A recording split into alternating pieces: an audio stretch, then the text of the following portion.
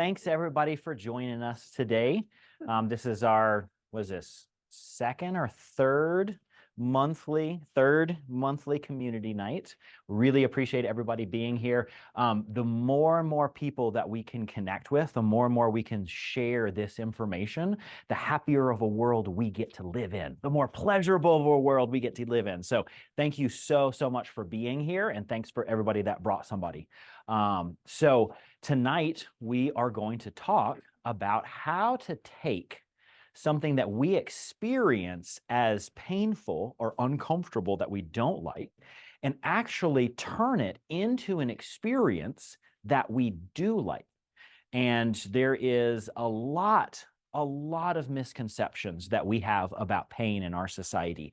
And by clearing up these misconceptions, not only do we get to move out of pain as quickly as we can, but we actually get to experience more pleasure. And who doesn't want that? Who doesn't want their friends in more pleasure? Who's tired of hearing their friends constantly tell them about what's wrong? Let's start to change that conversation, all right? Today, we are talking about pain to pleasure.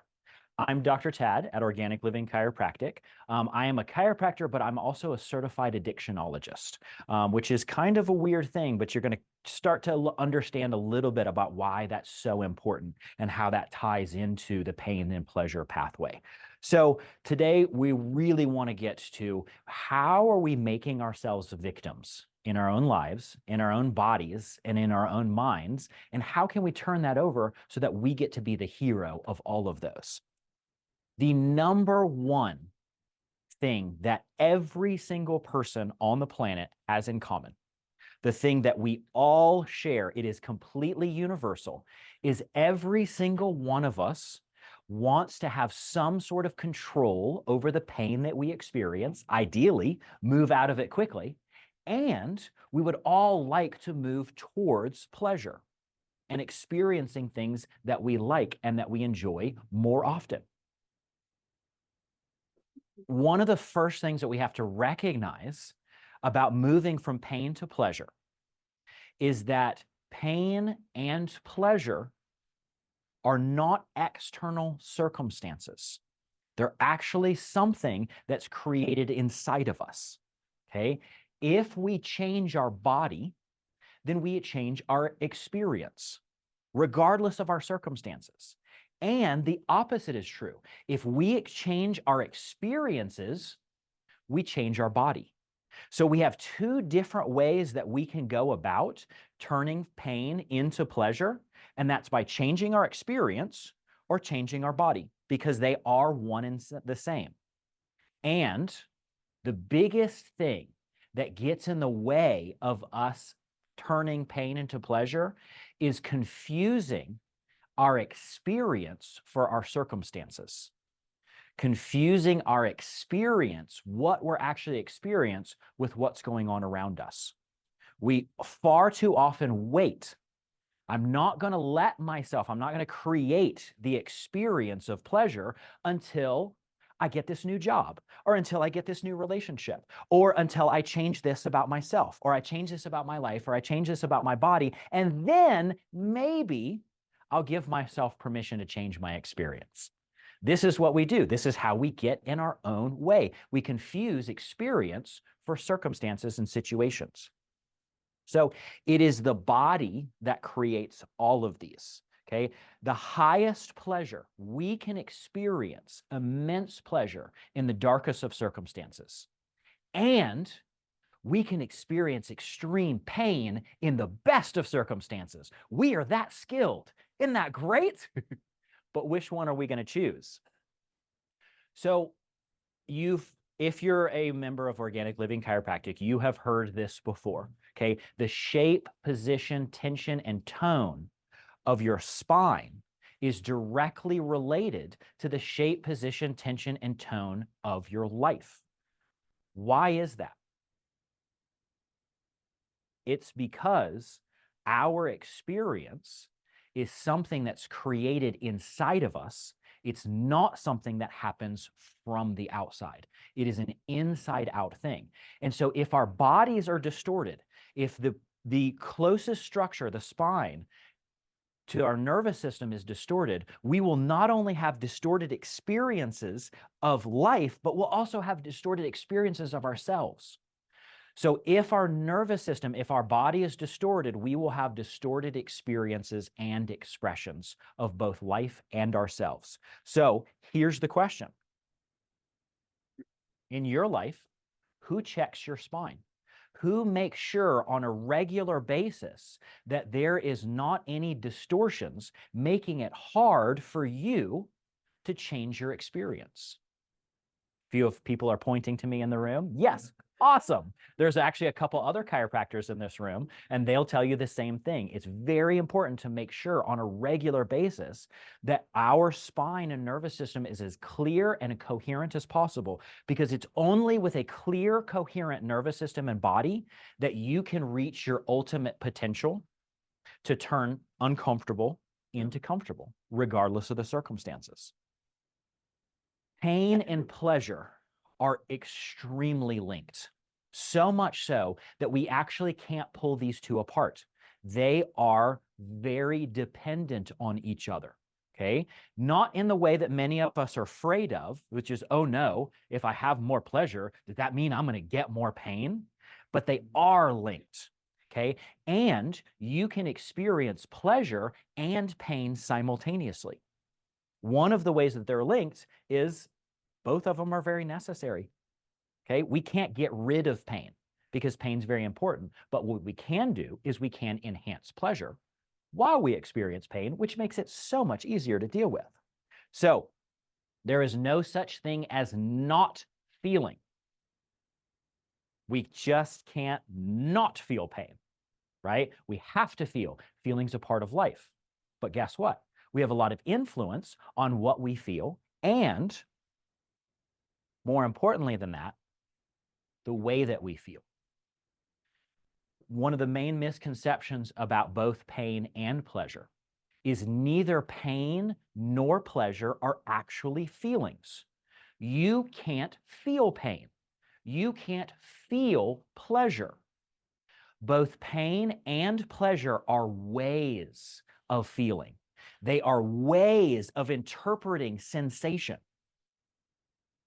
Raise your hand if you know what a pain feels like, right? Shout it out. Tell me what pain feels like.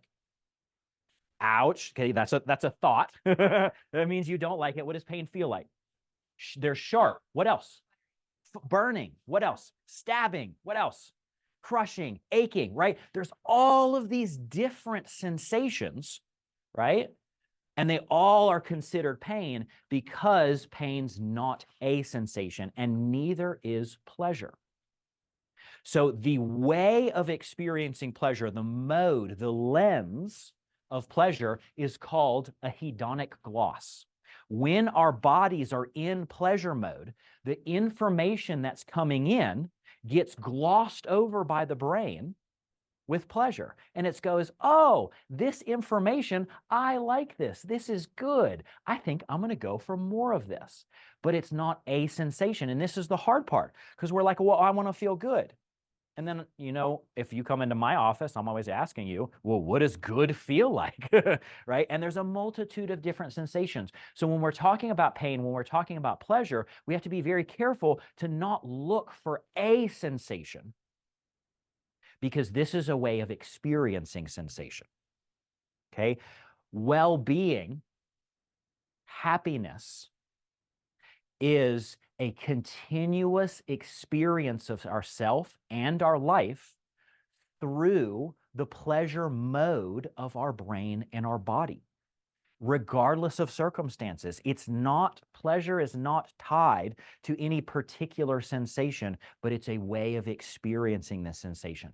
So when we're talking about pleasure, we're not talking about hedonism, which is just trying to feel good for the sake of feeling good. This is not what pleasure is about. And as a matter of fact, if we try to get into hedonism for too long, we will actually burn out our ability to experience pleasure, and it'll go the exact opposite direction. Okay?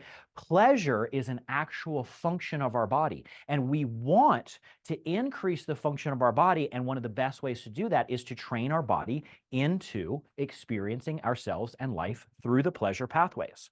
So in human pleasure, there's two different parts. Okay. One is the part that everyone thinks about, which is what's called the hedonic part. That is the actual sensation, the feeling of pleasantness. I like this. Okay. And that's regulated and expressed by our opioid and our cannabinoid system.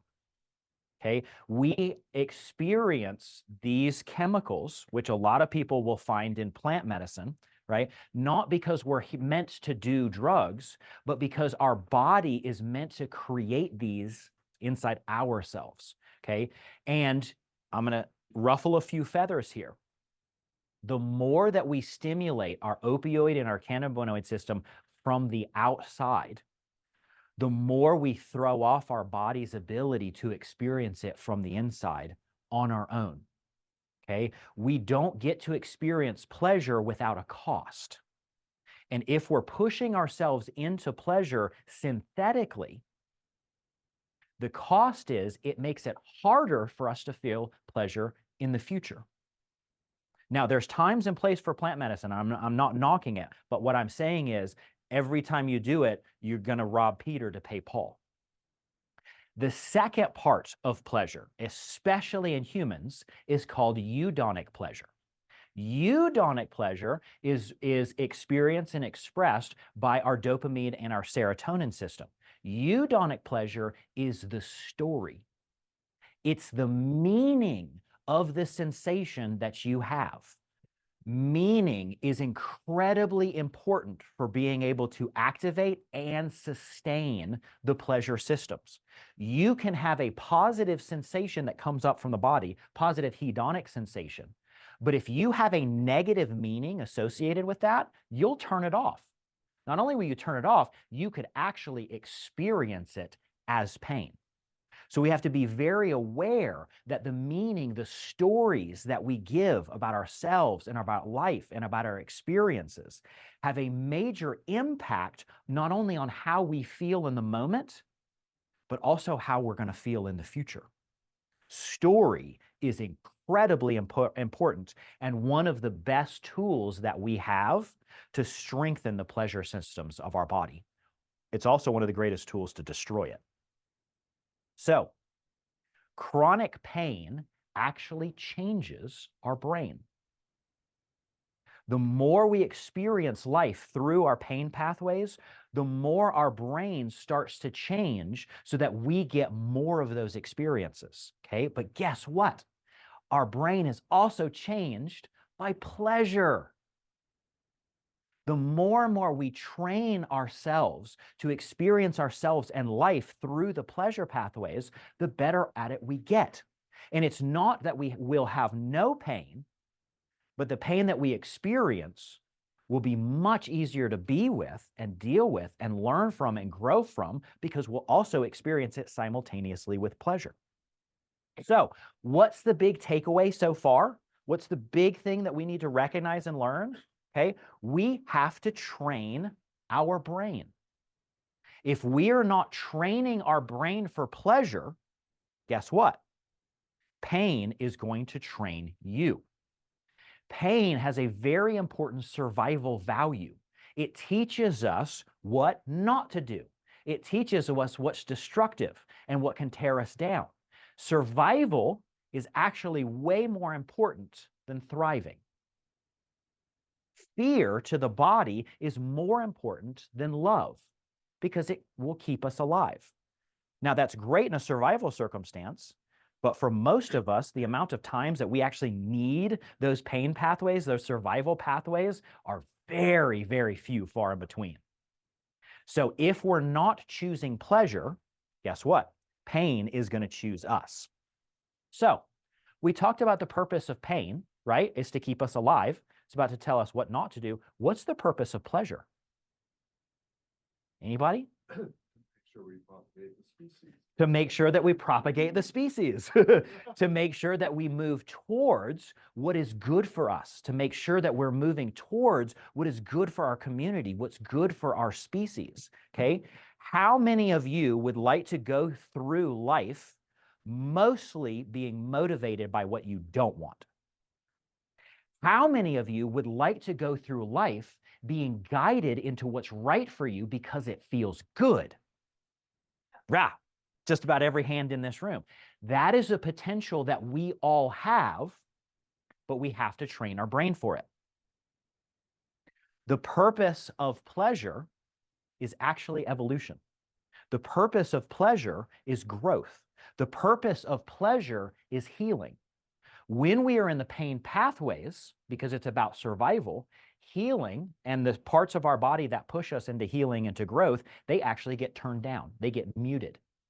That's why the majority of the chronic diseases in our society are all degenerative diseases.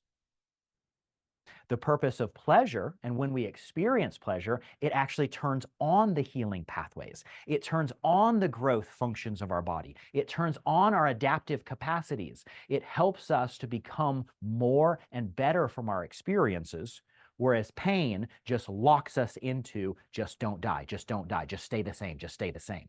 And we can't stay the same and grow at the same time.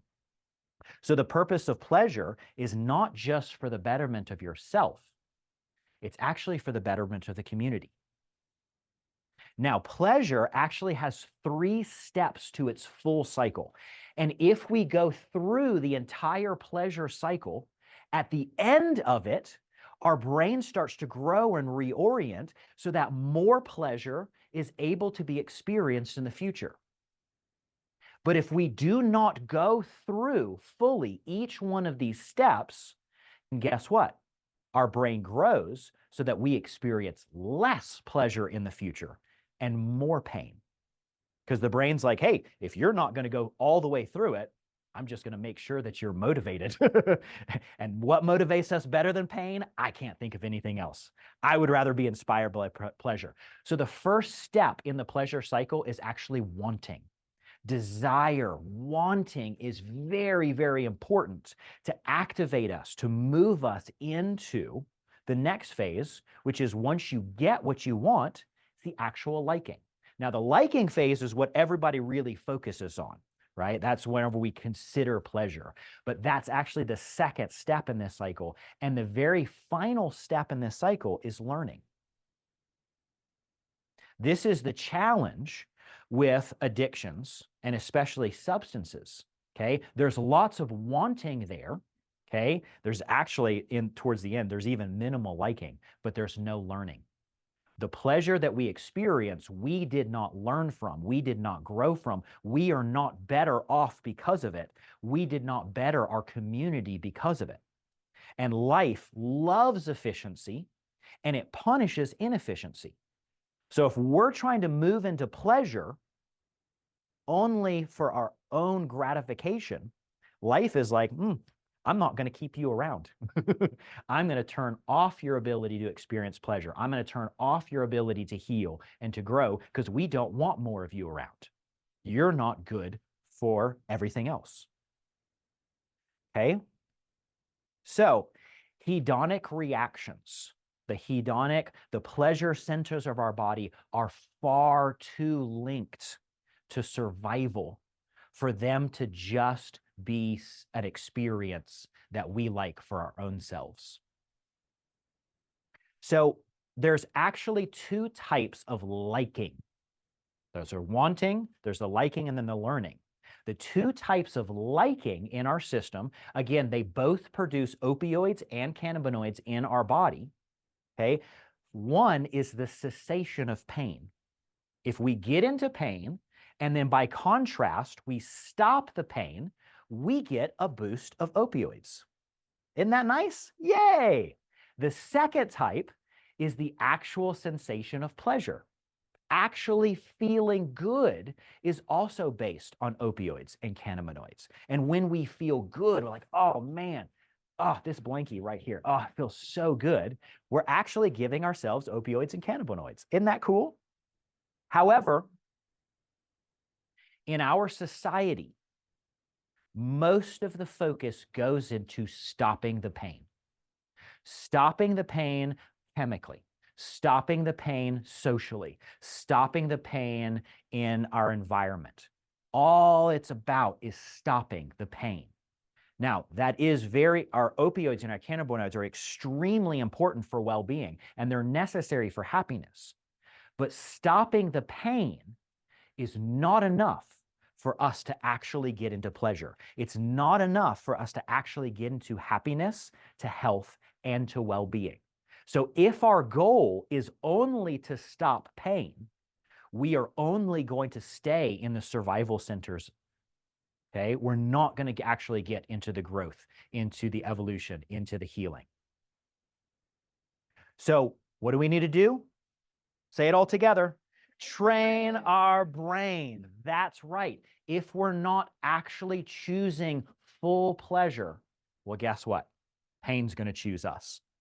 So there's a difference in our brain between causation, which is actually causing us to feel something good, and enhancement.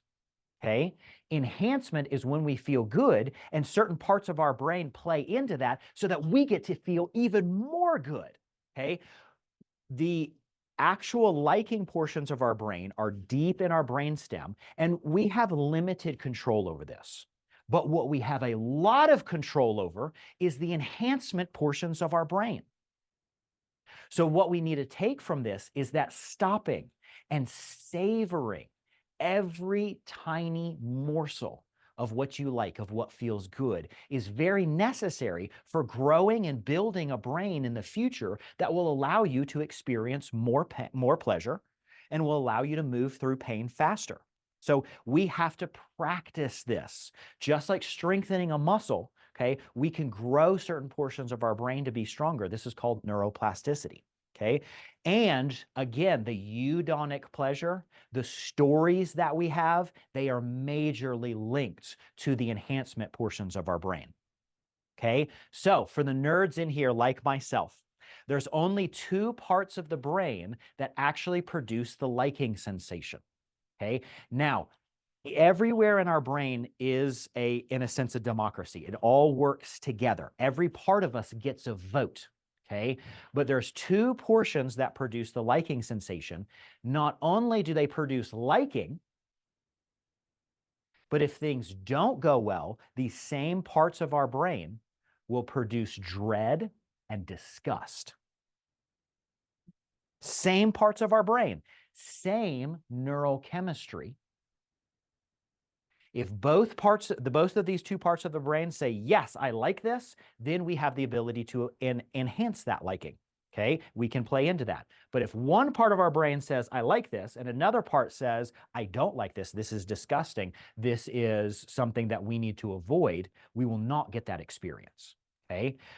Not only do these two parts have to work together, not only can they produce both liking and disliking, but the disliking parts can grow and overtake the parts that produce the actual sensation of pleasure. So if we're not practicing pleasure, if we're practicing disgust unconsciously, if we're practicing dread unconsciously, okay, we will literally lose the ability to experience the liking sensation. And you can't enhance what's not there. So, interesting little story. One of the ways that they found this out was by studying rats. Okay, and they were studying a portion of the brain called the nucleus accumbens, and it produces either liking or dread. Okay, and they put these rats into different environments to see could they get the dread centers to overtake the liking centers, or could they reverse it? And they found out that they could. So in order to get the dread centers to grow over and overtake the liking centers, they put the rats into a loud, bright, light flashing environment playing Iggy Pop music. Okay.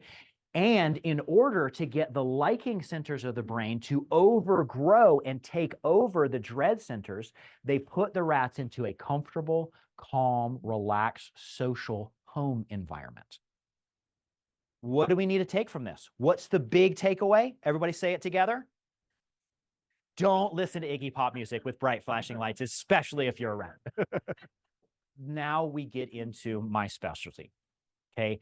Because what happens if the disgust and the dread centers of our brain overtake the liking centers and become larger and become easier to experience.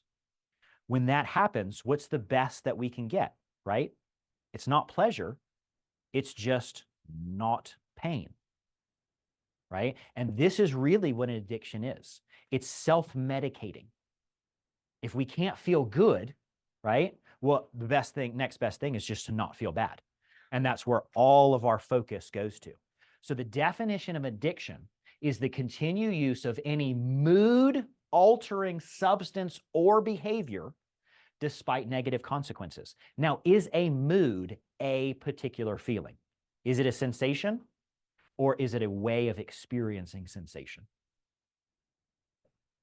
So we have to recognize that some of us were born with brains. Some of us were born into environments in which we function much less of an ability to experience pleasure, with our full ability to experience pain. Okay? Do you think it's possible to have a pain addiction? Okay? So despite negative consequences, mood altering. Does anybody in here struggle with excessive worrying? Yeah? Okay. When you're worrying, does that alter your mood? 100%.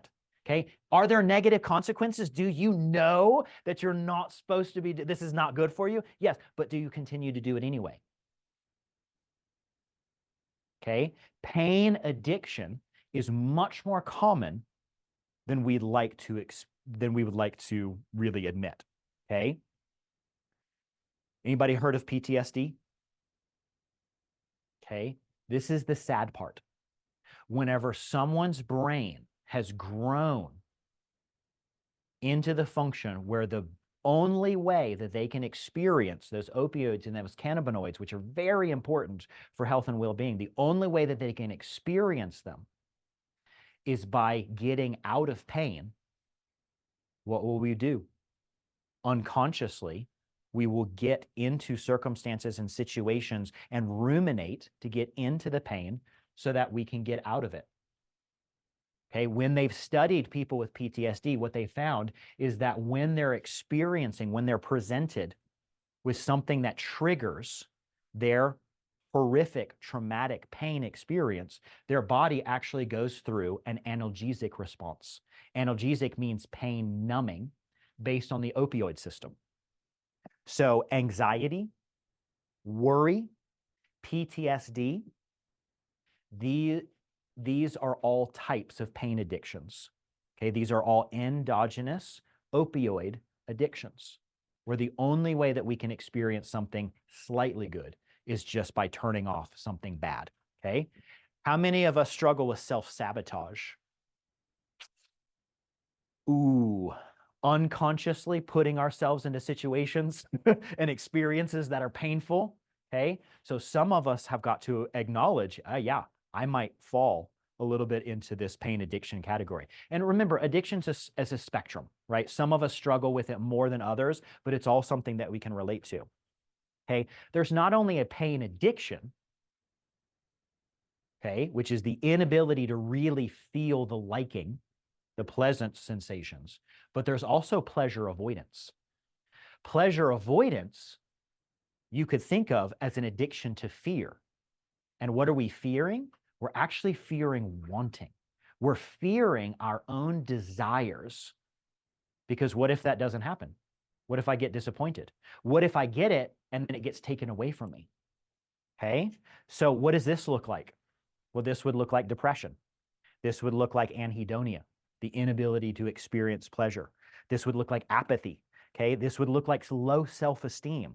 This would look like pessimism, skepticism, isolationism, or tribalism. This is the only thing that I can only want these people, right? And everybody else I have to be careful of.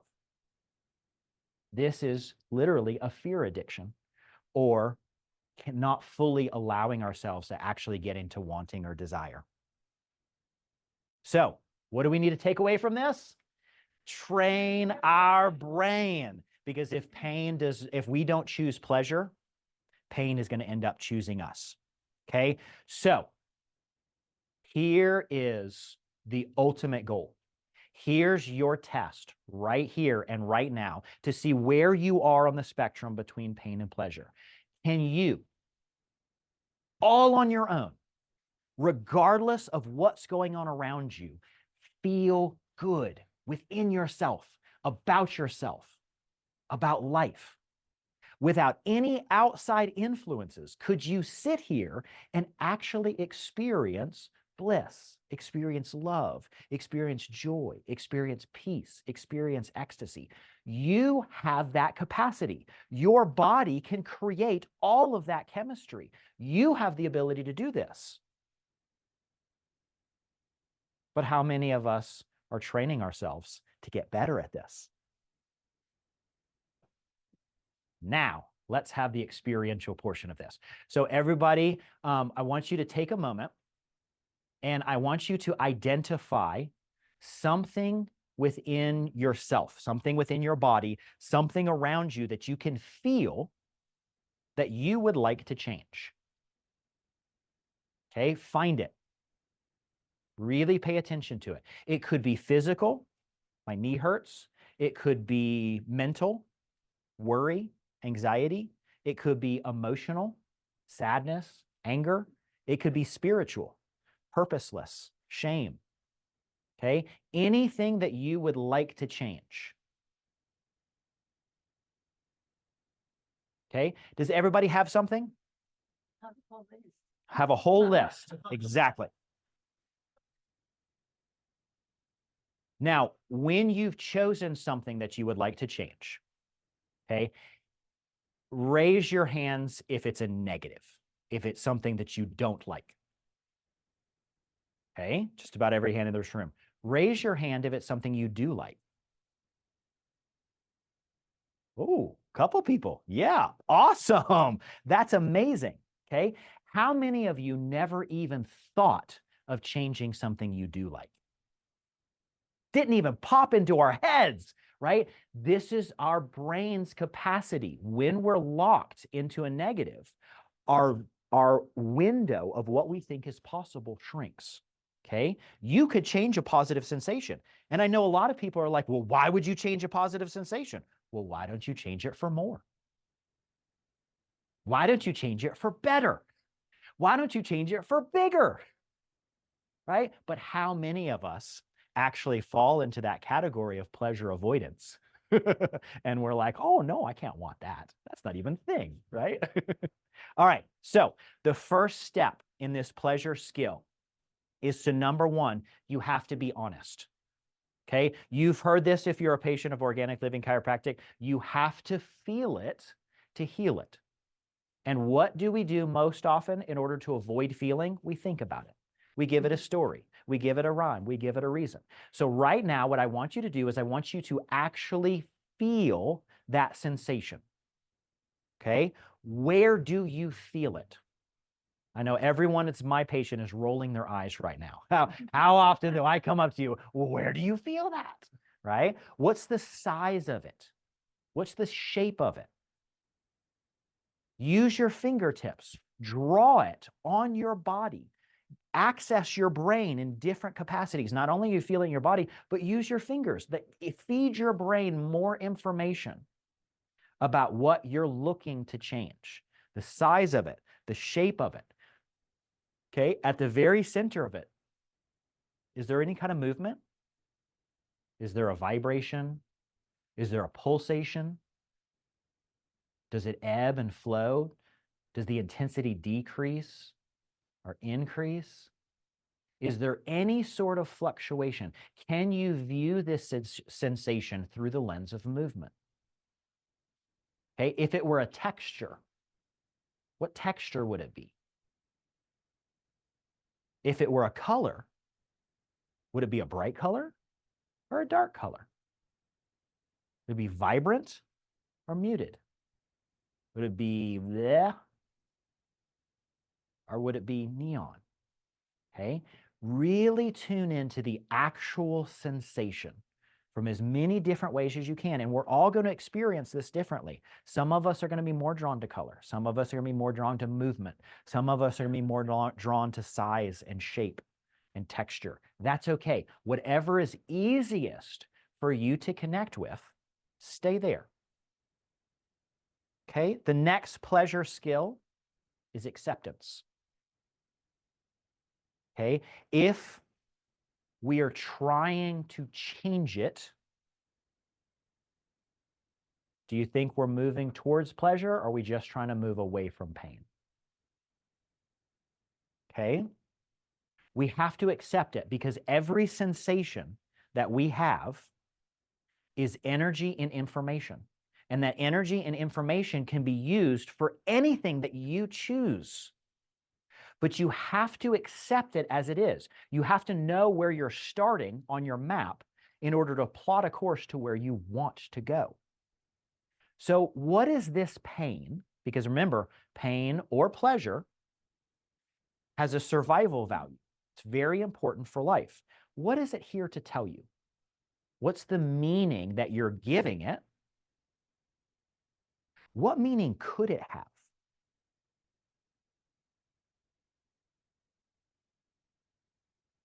Is your pain telling you that you're afraid? And you're afraid to feel bad. And you're doing everything you can to just not feel bad. Is your pain telling you that you're feeling out of control? Is your pain telling you that you might try something and fail?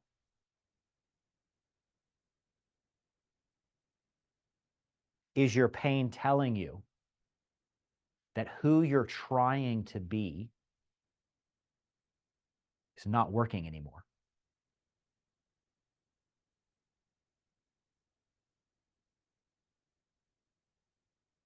Listen to the meaning that it's giving you, and also acknowledge the meaning that you're giving it. Like, what does that mean? If I hurt my knee, the meaning I could give it is, oh no, something's wrong. Ah, the meaning I could give it is, oh, this is an opportunity to learn more about how my knee works. Oh, this is an opportunity to actually heal from something. I could come through this stronger. Oh, I just hurt my knee. Oh my gosh, what a gift. Now I'm going to be able to relate to other people who have knee pain. Now I'm going to be able to connect with people in ways that I wouldn't have been able to connect with before. Oh my gosh, this knee pain is actually going to be a blessing on the other side. What's the story that you're giving your sensation? And guess what? You can change your story. Pleasure skill set number 3. It's time to start working with your body. It's time to start collaborating with your system. It's time for you and your body to be a team, choosing to move towards growth, to move towards pleasure, not only for yourself, but everyone around you. It's time to stop demonizing our bodies, always telling them they're doing something wrong, always telling them what they should or shouldn't be doing. And now it's time to actually develop some intimacy with yourself, with your body, and collaborate. Okay? So tune back into that sensation. If you and your body could work together, could you change that sensation? Even a little bit counts. If you were going to change that sensation with your body, could you change the intensity? Could you make it worse? That's always easier than making it better. But at least now you're working with your body. Could you change the intensity of the sensation? Could you change the speed of it? Could you speed it up? Could you slow it down? Always go with what's easiest. And remember, even a tiny bit of change counts. Doesn't have to be massive. Just, can you work with your body? Could you change the location of the sensation? Could you move it a little up? Could you move it a little down? Could you move it to the left, to the right? Could you move it forward, backwards, in, out? Could you twist it? Could you turn it? Could you change the size of the location? Could you make it bigger? Could you make it smaller? Go for it. Try it. Could you change the shape of this sensation? Could you make it more curved? Could you make it flatter? Okay, find one of these that you can do, even if it's a little bit. One way that you and your body can collaborate together to actually have a shared experience. What is the easiest way for you to change your chosen sensation? Whatever it is, stick with it. Okay, play with it. Skill set number 4, appreciation. Okay, if you've chosen a pain or a sensation you don't like, now I'm going to ask you to search for something you do like. Okay, and remember, you're not limited to just feeling inside your body. Can you feel the temperature in this room? Could you feel the level of humidity? Could you feel where gravity's pulling? You can actually feel outside of your body. Go for it now. Where in space, either in the body or out the body, feels the best? It doesn't matter what the best is. It just matters that you like it. Or you would go, huh, that's nice. If I can make everything feel this way, I would choose that. So I want you to do the same thing that you did for the negative sensation, but for the positive. And if you originally chose a positive sensation, go ahead and find something that you don't like. Even if you don't like it just a little bit, that's okay. Okay? Do the opposite of what you started off with. Find the location, find the size, find the shape, find the movement, find the color, find the texture. Okay? Any description that you can experience of this sensation, okay, which was opposite of what you started with, go for it. Map it out. Okay? And then step 5. Okay? This is the weirdest one. This is the one that even I struggle with. Okay? You have to express it. You have to sound it out. Sound is very important for our brain, especially for our emotional brain. This is why we all listen to music to change our mood, right? It has a massive effect on our emotional brain. So what I want you to do is I want you to start with the sensation you don't like, the very, very inside of it. If at the very core, if that were a note, if that were a sound, would it be a high pitch or a low pitch sound? Okay, really tune into it. And we're going to do it all together now. Ready? Just do the best you can. Make the sound as close to the negative sensation as you possibly can. Ready? 1, 2, 3, go. Keep going, keep going. Draw it out.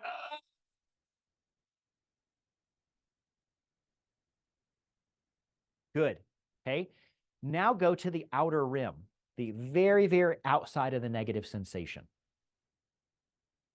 If the outer portion was a sound, what would it be? Higher pitch, lower pitch, smoother, rougher? What would it be? Find the outside of the sensation, the outer rim of the negative. Okay, and we're all going to do it together. Ready? 1, 2, 3, go. Keep going, 7 to 10 seconds.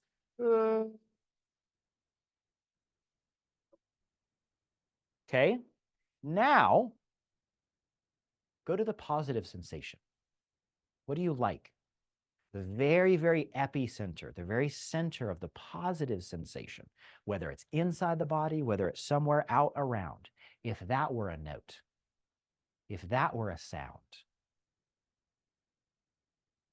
would it be high pitch? Would it be low pitch? Somewhere in between? Really feel it. Feel the frequency. Everyone go to the pleasant sensation and just to your best ability, we're all going to make the sound together. Ready? 1, 2, 3.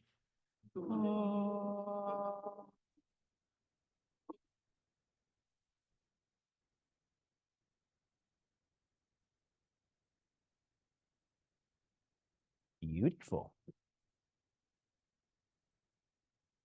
The pleasure skill number 6, transcendence. Can you transcend labeling something as good or bad? Can it just be a sensory experience? If we are labeling something as good or bad, okay, do you think we're going to push ourselves more into pain survival? Or are you going to think we're going to push ourselves more into love and thriving? Okay, so now we're going to play with both. Okay, I want you to go to the pleasure sensation. You already know how you can change it. What's the easiest way to change it? Can you take that pleasure sensation and can you blend it into the pain sensation? Can you experience those simultaneously and can you connect them? Okay. If you went to the pain sensation and you change that, could you blend that into the pleasure sensation? Go for it. Try it now. Could you change multiple things about it at once? Could you change the speed and the size of it? Could you change the location and the texture of it? Can you do it simultaneously for the pleasure and for the pain?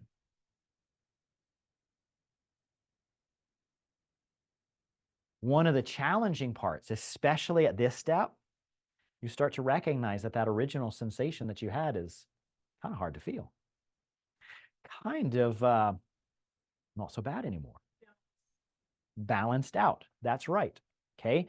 You just took an uncomfortable sensation and you just moved it towards pleasure. Now, remember, all sensations are energy and information. How you process that energy and information is going to lead to either more growth, more evolution, and more pleasure in the future, a better body, a better life, or that same energy and information is going to shut you down.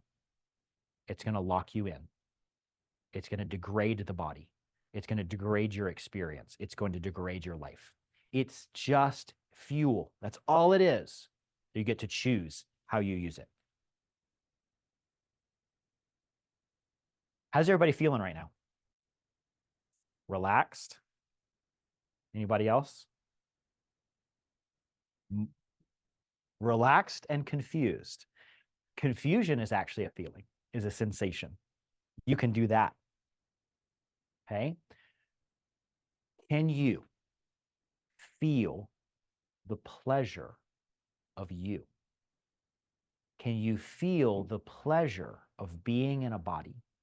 Can you feel the pleasure of having a mind?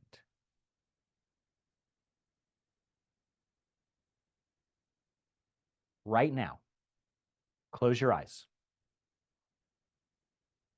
Find a place in your body that you like, that feels good, that's light, that's warm, it's a pleasant buzz or tingling, it's a pleasant heaviness or solidness. Find something that you like. Okay? How do you know where that part of you is in this room? How do you know that that part of you isn't over by the door?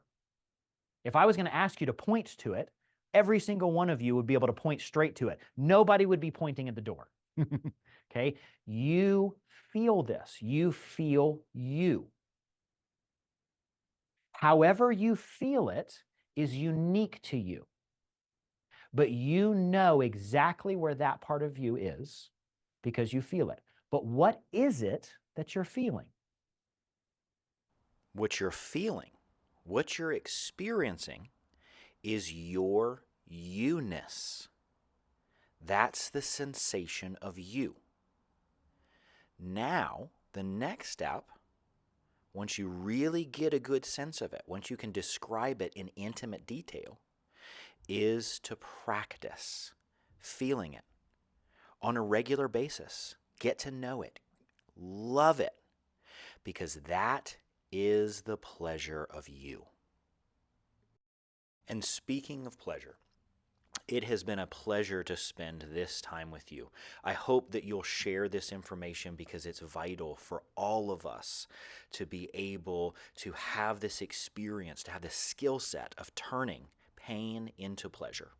Now, if you are interested in more information, if you're interested in working with us, contact us. You can contact us through text, through email, through message, through our website, any way that you can. Let us know that you would like more information and maybe even some help.